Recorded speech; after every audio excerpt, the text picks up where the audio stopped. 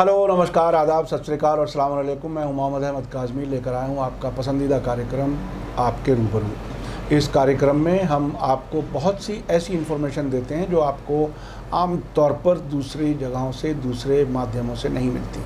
आज हमारे साथ वरिष्ठ पत्रकार वदूद साजिद साहब हैं, जिनसे अक्सर हम कानून से मुताल्लिक़ ख़बरों पर बात करते हैं। अभी हाल ही में दिल्ली हाई कोर्ट और बॉम्बे हाई कोर्ट में मीडिया के ख़िलाफ़ कुछ शिकायतें आई हैं और बहुत ही दिलचस्प रुख सामने आ रहा है। अदालतों में कुछ ऐसा माहौल बनता जा रहा है कि वो ये कहने की कोशिश कर रहे हैं कि किसी भी केस में मीडिया अपने लेवल पर जो ट्रायल करना शुरू कर देता है और एक पब्लिक परसेप्शन बनाता है, वो गलत है, वो नहीं होना चाहिए। इसके पीछे भी एक बहुत दिलचस्प बात है। ऐसी बहुत सी खबरें आती रही हैं कि पुलिस कुछ केसेस में मीडिया को अपनी इन्वेस्टिगेशन की बुनियाद पर या इन्वेस्टिगेशन से बाहर जाकर के भी कुछ खबरें लीक करते हैं। यानी वो जो मीडिया ट्रायल होता है उसमें भी कहीं ना कहीं एजेंसियां और पुलिस शामिल होती है। मैंने तो कई केसेस में इस हद तक देखा है, जिस दिन अदालत में किसी केस की सुनवाई होने वाली है उसी दिन कोई नई और नकली बात एजेंसियों की तरफ से अखबारों में पहुंचा दी जाती है ताकि जज सुबह में अखबार पढ़े और आकर के फ़ैसला उस हिसाब से दे दे जिस तरह की वो ख़बर लीक हुई है। तो ये बहुत ही दिलचस्प सिनेरियो है। पुलिस अदालतों को मिसलीड न सिर्फ अदालतों के अंदर करती है, बल्कि अदालतों के बाहर मीडिया के ज़रिए भी इन्फ्लुएंस करती है, न सिर्फ पब्लिक को बल्कि अदालतों को भी। वदूद साजिद साहब से बात शुरू करने से पहले मैं आपको एक बात फिर से याद दिलाता हूं कि और उनकी वीडियो देखने के लिए आप हमारे इस वीडियो के नीचे दिए हुए लिंक पर जाएं और उनका यूट्यूब चैनल है व्यूज़ नेटवर्क इंटरनेशनल, उस पर आप उनकी और वीडियो देख सकते हैं और आप सब्सक्राइब कर सकते हैं। वदूद साजिद साहब, वेलकम है आपका मीडिया स्टार वर्ल्ड में।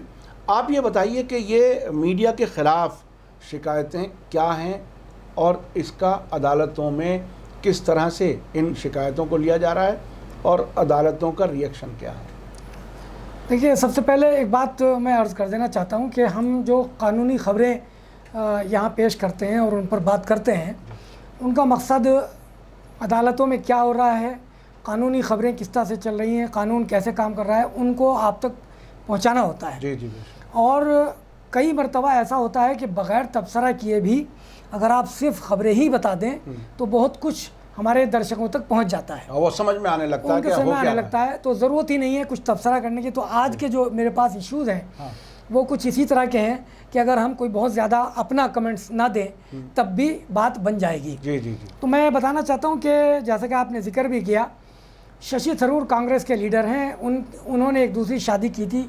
उनकी बीवी का नाम था सुनंदा पुष्कर, 50 साल की उनकी उम्र थी। वो ख़ुद भी बहुत बड़ी बिजनेस वूमेन थी और काफ़ी अमीर रईस कबीर थी। तो वो उन्होंने शादी कर ली थी 2015 में और वो शादी उनकी ज़्यादा दिन नहीं चली। 2016 में वो खुदा जाने ख़ुदकुशी की उन्होंने, या उनको ख़ुदकुशी पे मजबूर किया किसी ने, या उनका कत्ल हुआ, या ये फितरी मौत थी। तो ये 4 सवाल थे। अब इन पर इंक्वायरी करनी थी पुलिस को या कोई और हायर एजेंसी उसको करनी थी। लेकिन 2016 से और अब 2020 तक शशि थरूर का मीडिया ट्रायल होता रहा और स्पेसिफिकली जो रिपब्लिक टीवी के एडिटर हैं अर्नब गोस्वामी, उन्होंने किया। इससे पहले वो टाइम्स नाउ में एडिटर थे, वहाँ किया उन्होंने। जी जी। तो उनके ख़िलाफ़ शशि थरूर दिल्ली हाई कोर्ट में, चूँकि शशि थरूर का मामला पहले से चल रहा है, तो शशि थरूर ने उनके ख़िलाफ़ एक एप्लीकेशन पहले भी दी थी और 2017 में अर्नब गोस्वामी को हाई कोर्ट ने पाबंद किया था कि आप मीडिया ट्रायल नहीं करेंगे। और उन्होंने बाकायदा एक एफिडेविट लिख कर दिया था कि मैं अब नहीं करूँगा ये काम। तो मुमकिन है अदालत का रवैया उस वक्त बहुत सख्त न रहा हो और ये जो एफिडेविट था ये भी हो सकता है कि बहुत ही वे किस्म का हो, कमज़ोर किस्म, बहुत ही कमज़ोर किस्म का। अर्नब गोस्वामी का रवैया उसी तरह कायम रहा। शशि थरूर मुजरिम है, उन्होंने अदालत के ख़िलाफ़ काम किया। अदालत के ख़िलाफ़ काम किया। शशि थरूर मुलजिम मुजरिम है नहीं है हमें नहीं मालूम। अपनी बीवी को मजबूर किया नहीं किया ये तय करना अदालत का काम है। एजेंसी इन्वेस्टिगेशन कर रही है। चार्जशीट बन गई है, जी जी, उसके बावजूद अर्नब गोस्वामी बराबर उनका ट्रायल करते रहते हैं और बहुत ही सख्त अंदाज में, यहाँ तक कहा उन्होंने कि मैं शशि थरूर को I will prove Shashi Tharoor A murderer. तो यानी आप अदालत बनना चाह रहे हैं। अदालत बन गए और अदालत भी कुछ सबूतों की बुनियाद पर फैसले देती है। जी हाँ, ये कोई हर फैसला अयोध्या वाला नहीं हो सकता कि सबूत इधर के हों और फैसला उधर का हो जाए। सही बात है। जी जी बिल्कुल। तो दिल्ली हाई कोर्ट के सामने फिर ये अब 2020 में, यानी अभी 3-4 दिन पहले ये मामला आया, और जब मैं आपसे बात कर रहा हूँ इसके 2-3 दिन पहले ही ये फैसला आया है। दिल्ली हाई कोर्ट की जस्टिस मुक्ता गुप्ता जो खातून जज हैं, उन्होंने बहुत सख्त नागवारी का इजहार किया है और अर्नब गोस्वामी से कहा है कि 2017 में आपने जो एफिडेविट दिया था उस पर आपने अमल नहीं किया, और मीडिया ट्रायल जो है वो साथ साथ नहीं चल सकता कि मीडिया ट्रायल भी हो और कोर्ट का ट्रायल भी हो। तो इनकी अभी इन्वेस्टिगेशन हो रही है, कोर्ट में केसेस आ गए हैं, सुनवाई शुरू होने वाली है, तो आप क्यों ऐसा काम कर रहे हैं? तो उनको बहुत सख्त सुनाई है जस्टिस मुक्ता गुप्ता ने। और मैं आपको बताऊंगा, मैं बीच में रुकूंगा ताकि अगर आपका कोई सवाल हो वो आप करेंगे, लेकिन उससे पहले मैं बता दूं कि जस्टिस मुक्ता गुप्ता के सामने जो दिल्ली हाई कोर्ट की जज हैं, अर्नब गोस्वामी के वकील ने कहा कि साहब ये तो हम तो सच को सामने लाना चाहते हैं, और तो पूछा उन्होंने जस्टिस मुक्ता गुप्ता ने कि क्या आप वहाँ थे जब मर्डर हुआ, आप थे या आपका मौकिल था, यानी अर्नब गोस्वामी वहाँ मौजूद था, और आपके पास कोई एविडेंस है तो हमें पेश करें, आप अपने आप ही कैसे ट्रायल कर सकते हैं? तो इस तरह से काफ़ी सवाल जवाब हुए हैं। और हैरत की बात यह है कि 2015-16 का केस है ये, अभी तक इन्वेस्टिगेशन एजेंसी एम्स से पोस्टमार्टम की रिपोर्ट कलेक्ट नहीं कर पाई है। जी जी जी, तो जो कि वो कमज़ोर होगी ना कहीं, और इसलिए वो कलेक्ट ही नहीं करेंगे जी। वो तो पुलिस का काम है। और जिस तरह से अर्नब गोस्वामी रोज़ाना चीखते चिल्लाते हैं, उससे ऐसा लगता है कि वो किसी हायर जगह से, किसी बावसूख ज़रिए से और किसी हाई सिटिंग किसी ताकत के मरकज से इंफॉर्मेशन लेकर आए हैं। हाँ। तभी इतनी उससे वो बयान कर रहे हैं। तो पुलिस बजाय, हालांकि वो ताकत का मरकज मेरी नज़र में सियासी हो सकता है, सियासी है, इसलिए कि कोई भी इन्वेस्टिगेटिव एजेंसी, कोई भी खुफिया एजेंसी इन्वेस्टिगेशन में जो कुछ है उसके बरखिलाफ कुछ नहीं दे सकती, इसलिए सियासी लोगों की तरफ से ही ये दबाव हो सकता है जो शशि थरूर के या कांग्रेस के मुखालिफ हो सकते हैं। सही बात है। तो जस्टिस गुप्ता ने कहा कि गोस्वामी को जो है वो जब्त का सबूत देना चाहिए, यानी रिस्ट्रेन, रुकना चाहिए, और उन्होंने कहा कि ये क्रिमिनल केस है, इसको लॉ डिसाइड करेगा, इसको चैनल डिसाइड नहीं करेगा। इसी तरह उसकी वकील को उनके वकील को बहुत सख्त कहा और कहा कि आप वहाँ मौजूद नहीं थे और आप इस तरह से बिहेव ना करें।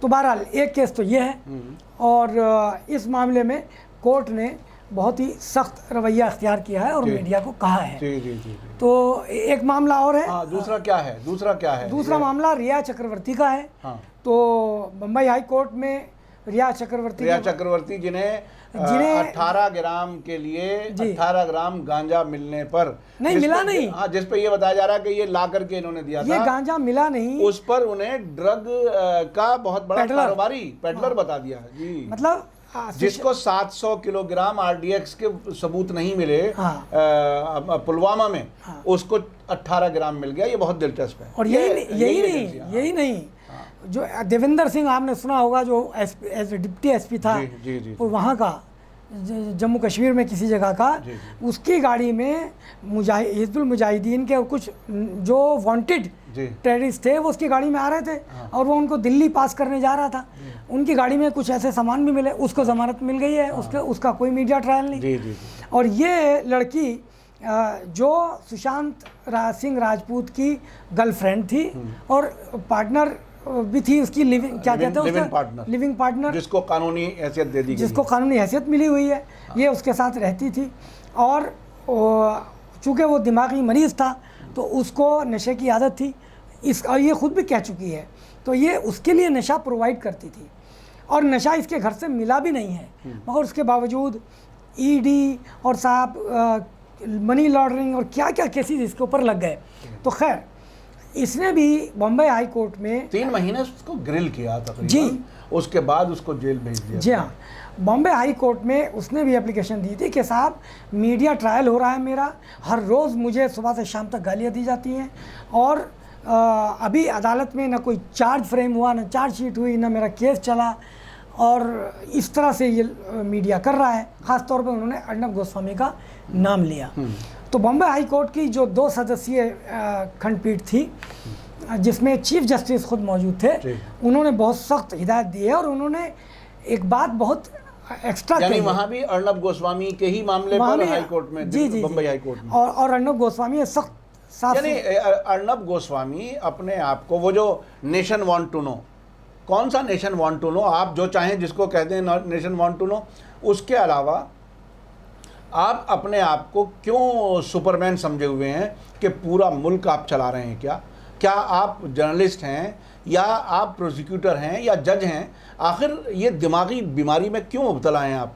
तो ये 2 अदालतों का अर्नब गोस्वामी के ही बारे में इस तरह के ऑब्जर्वेशन या ऑर्डर बहुत ही अहम है।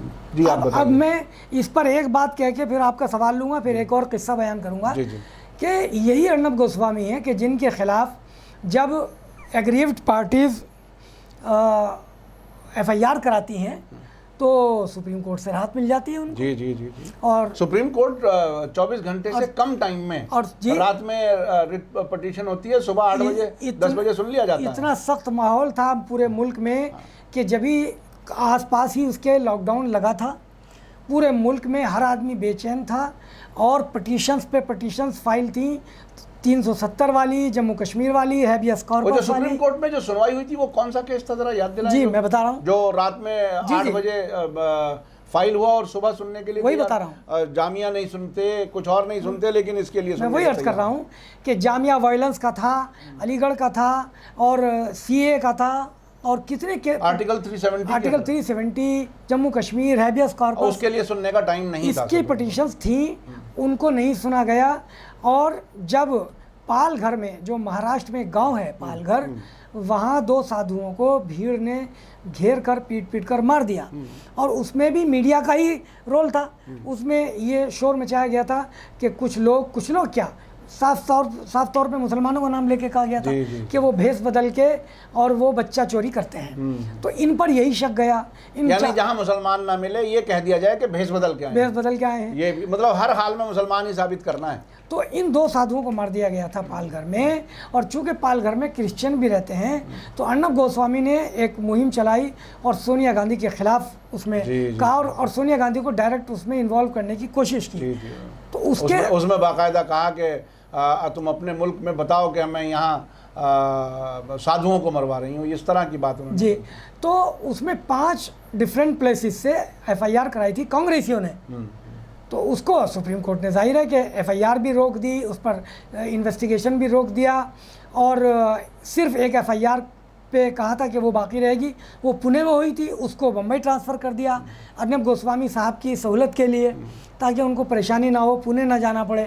फिर थोड़े दिनों इन्वेस्टिगेशन चली तो यही बॉम्बे हाई कोर्ट थी जिसने वो बिल्कुल ही ख़त्म कर दिया, FIR क्वैश कर दी और कहा कि कोई ज़रूरत नहीं है इनके खिलाफ वो करने की। तो अब अदालतें बहरहाल ये फ़ैसला दे रही हैं, हमें खुशी है कि अदालतें इस तरह से फ़ैसला दे रही हैं। लेकिन यही मीडिया था, यही अब अर्नब गोस्वामी और दूसरे लोग थे जो तबलीगी जमात वाले इशू पर हिंदुस्तान के तमाम मुसलमानों का ट्रायल कर रहे थे। जी जी जी, जी। और उनको कोरोना बम बता रहे थे, कोरोना जिहादी बता रहे थे।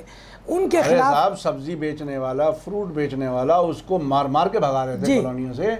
ये देखिए, मीडिया गर्म करता है, नफरत फैलाता है और उसका असर नीचे तक पहुंचता है। बहुत लोग बेरोजगार हुए हैं। अब ये बात समझ लीजिए कि बेरोजगारी सिर्फ मुसलमानों में नहीं हुई है।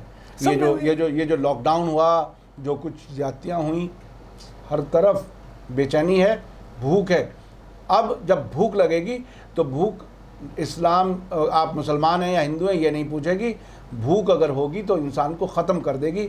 यहाँ तक पहुँचा दिया गया है। और इसमें मीडिया, जो गोदी मीडिया है, वो बिल्कुल डिस्कस नहीं करता उस पर।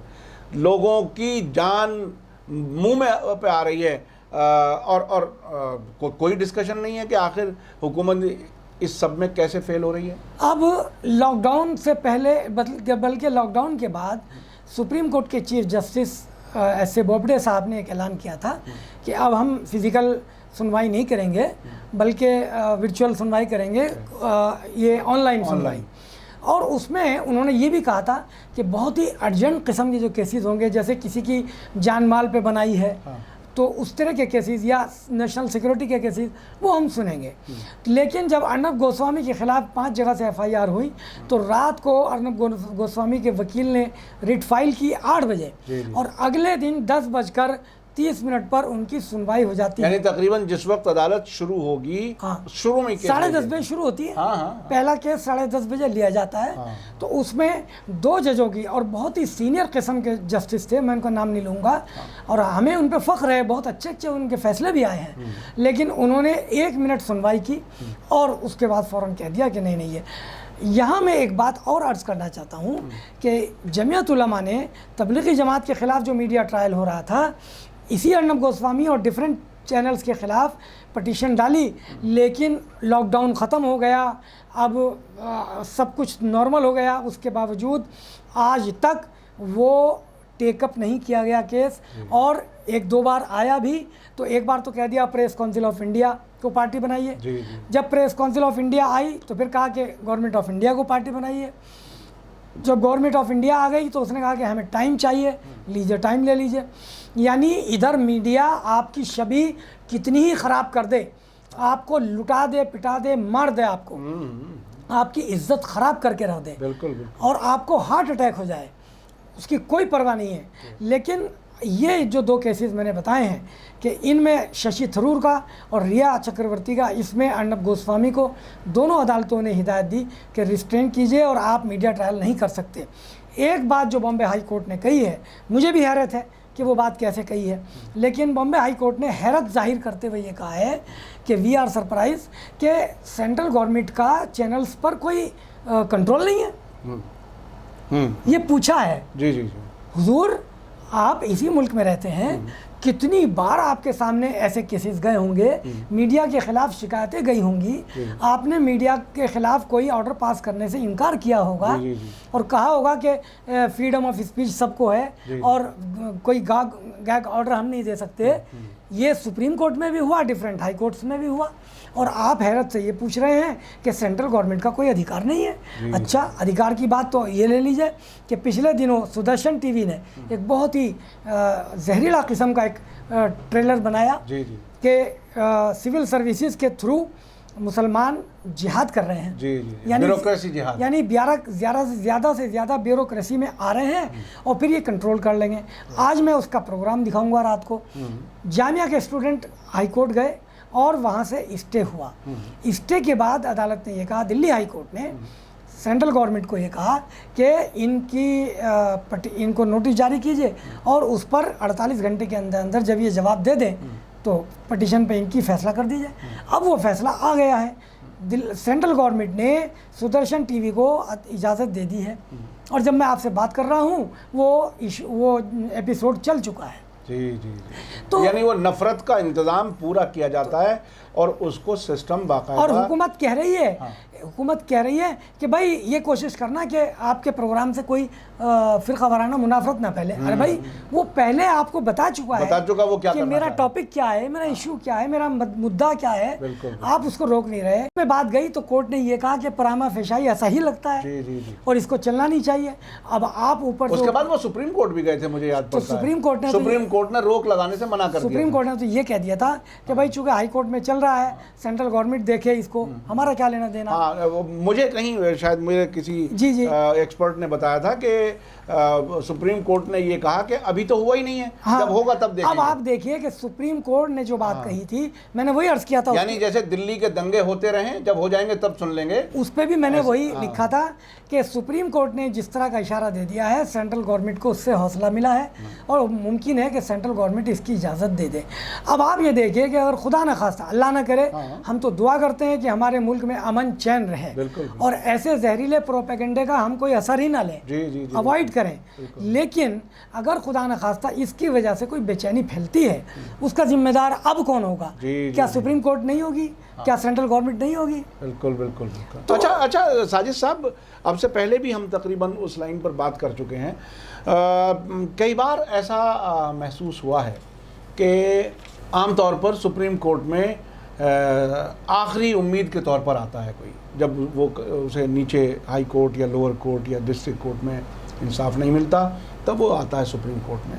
अब कई मौक़ों पर ऐसा महसूस हुआ कि हाई कोर्ट से ज़्यादा उम्मीदें हैं और हाई कोर्ट ज़्यादा बेहतर ऑर्डर दे रहे हैं, सुप्रीम कोर्ट से वो ऑर्डर मिल ही नहीं पा रहे जो आखिरी अदालत की इज्जत बचाने वाले हों।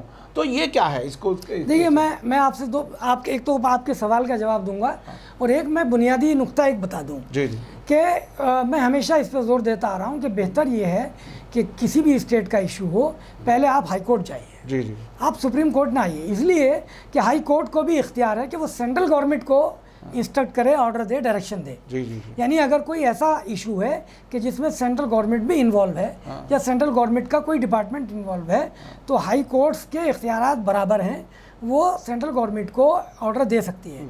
तो कोशिश कीजिए कि पहले आप हाई कोर्ट जाएं, क्योंकि सुप्रीम कोर्ट ये कह सकती है कि आप हाई कोर्ट को बाईपास करके क्यों आए हैं, तो फिर आपके पास कोई जवाब नहीं होगा। ये एक वैलिड क्वेश्चन होगा सुप्रीम कोर्ट का अगर उसने सवाल किया। अब मैं आपके दूसरे उस पर आता हूँ। वाकई ये बात सही है कि हम ये कहते थे और अब भी हम कहते हैं कि सुप्रीम कोर्ट ही आखिरी उम्मीद है, क्योंकि उसके बाद कोई कोर्ट नहीं है। लेकिन अब ऐसी धारणा बन गई है, लोग कहते हैं कि भाई ऐसा लगता है कि हाई कोर्ट आखिरी उम्मीद है, यानी सुप्रीम कोर्ट से बचना चाहते हैं लोग, बचना चाहते हैं। और ये कहते हैं कि हाई कोर्ट ये बहुत ही अफसोसनाक हाल है कि डेमोक्रेसी में सुप्रीम कोर्ट पर अगर भरोसा ना रहे। ये देखिए, हम तजर्बात की रोशनी में कह रहे हैं, अयोध्या का फैसला लोगों के सामने है, राफेल का फैसला सामने है और बहुत से फैसले सामने हैं, तो ये विश्वास कम हो रहा है। और ये बात मैं आपको इसलिए कह रहा हूँ, देखिए कि इसका तो सबूत खुद सेंट्रल गवर्नमेंट ने दे दिया है कि हाँ ऐसा मुल्क में हो रहा है।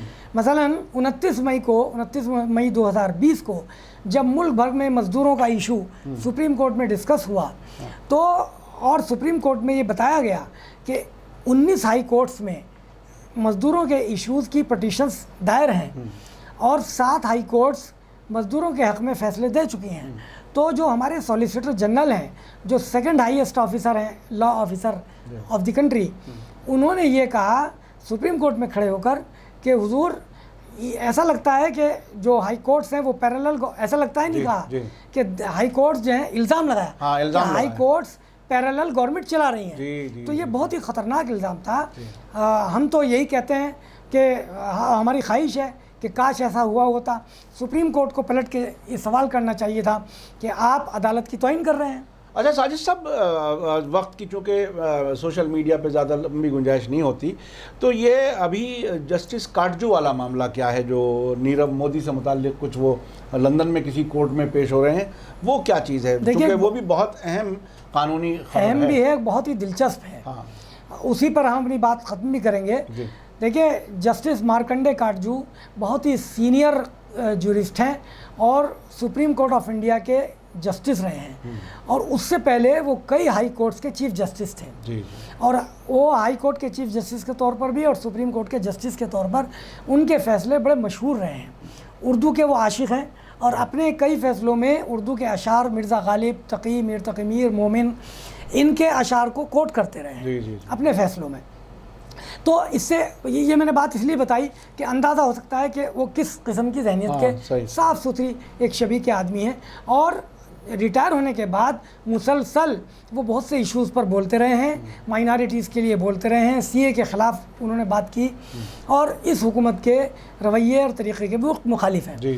अब जो ताज़ा वाक़या हुआ है, अच्छा जो काउ स्लॉटर वाला इशू है, उस पर तो बहुत ही दिलचस्प अंदाज में वो माइनॉरिटीज़ का दिफा करते हैं। खैर, अब जो ताज़ा इशू है वो ये है कि लंदन की वेस्टमिनिस्टर की अदालत में नीरव मोदी का केस चल रहा है। हिंदुस्तान ने नीरव मोदी को वहाँ से एक्स्ट्राडाइट करने, जिस पर वो बहुत बड़ी रकम लेकर के भागे हुए नीरव, 2 मिलियन US डॉलर, यानी कि 20 लाख अमेरिकी डॉलर, वो उन पर केस है। और हमारी हुकूमत ये कह रही है वहाँ की अदालत से कि साहब इनको आप हमारे हवाले कीजिए। तो लंदन को यानी ब्रिटिश गवर्नमेंट को उसे हमारे हवाले करना है। लेकिन चूंकि वहाँ का कानून ये है कि वहाँ अदालत से आप पहले रुजू करेंगे, वहाँ से जब वो पास कर देंगे तब सरकार एक्सपेडाइट करेगी।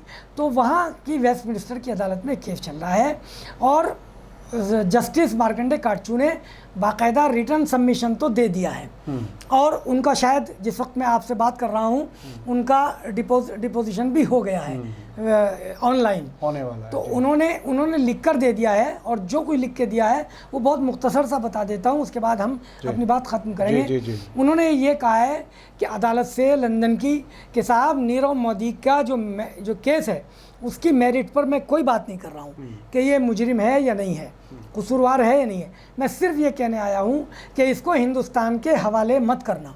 क्यों कि हिंदुस्तान में इसको इंसाफ नहीं मिलेगा। मैं 2-3 चीज़ें बता दूँ उन्होंने क्या क्या कहा। तो उन्होंने कहा कि हमारे यहाँ जो है एजेंसीज़ जो हैं वो किसी के असर में रहती हैं, यानी पॉलिटिकल असर में रहती हैं और उनका अपना दिमाग नहीं लगाती, उनका अपना फ़ैसला नहीं होता, बल्कि वो फंसा देती हैं लोगों को। तो नीरव मोदी को अगर आपने हिंदुस्तान के हवाले किया तो इसको फेयर और फ्री ट्रायल इसका नहीं होगा। इतने बड़े ज्यूरिस का जो चीफ जस्टिस सुप्रीम कोर्ट का जज रहा हो उसका ये बात कहना, ये बयान देना और ऐसे ख़तरनाक मुलजिम के लिए जो हमारे मुल्क का 20 लाख यही बात मैं कह रहा हूँ लेके भागा हो, उसके लिए ये बयान देना, ये साफ कर दिया उन्होंने। और ये नुकसान अदालतों के और एजेंसियों के सही तरीके रवैये की वजह से हुआ। बिल्कुल, रवैया ठीक ना होने की वजह से। तो ये यानी मुल्क का नुकसान इतने बड़े पैमाने पर भी हो सकता है जब आप इंसाफ नहीं देते। जी, तो इससे अंदाज़ा लगाया। और इनसे पहले जस्टिस दीपक गुप्ता रिटायर हुए थे, आपके हम एक इशू कर चुके हैं। तो यहाँ मुख्तसरन बताना ज़रूरी है कि जो बात जस्टिस काटजू कह रहे हैं वही बात डिफरेंट जजेस कह चुके हैं।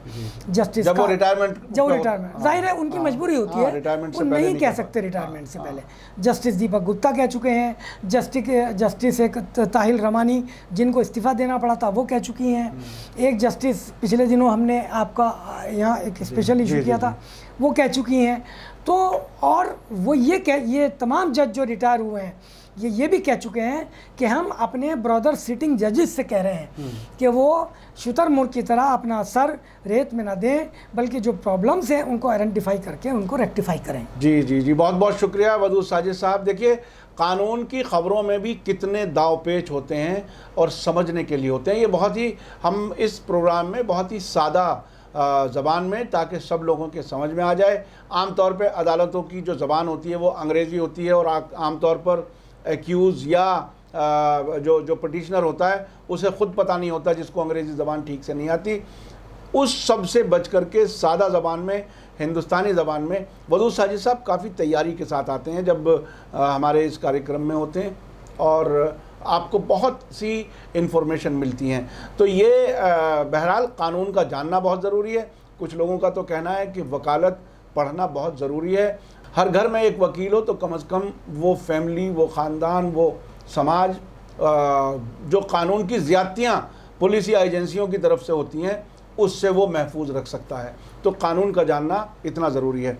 बहुत बहुत शुक्रिया वदूद साजिद साहब। आखिर में फिर आपको मैं याद दिलाना चाहता हूं कि वदूद साजिद साहब की चैनल पर जाने के लिए आप हमारे इस वीडियो के नीचे दिए गए कमेंट में पिन किए हुए मैसेज में एक लिंक है, उस पर आप जाएं, आपको और ज़्यादा वीडियो वदूद साजिद साहब की मिलेंगी। उसको आप ज़रूर देखें और चैनल को सब्सक्राइब करें। इसी के साथ मुझे दीजिए इजाज़त। धन्यवाद, शुक्रिया। जय भारत, जय हिंद। मीडिया स्टार वर्ल्ड के और वीडियो देखने के लिए हमारे चैनल को सब्सक्राइब करें और सीधे नोटिफिकेशन पाने के लिए बेल आइकन दबाएं। और अगर हमारी खबर सच्ची और अच्छी लगे तो अपने व्हाट्सएप, इंस्टाग्राम, फेसबुक और ट्विटर अकाउंट पर ज़रूर शेयर करें।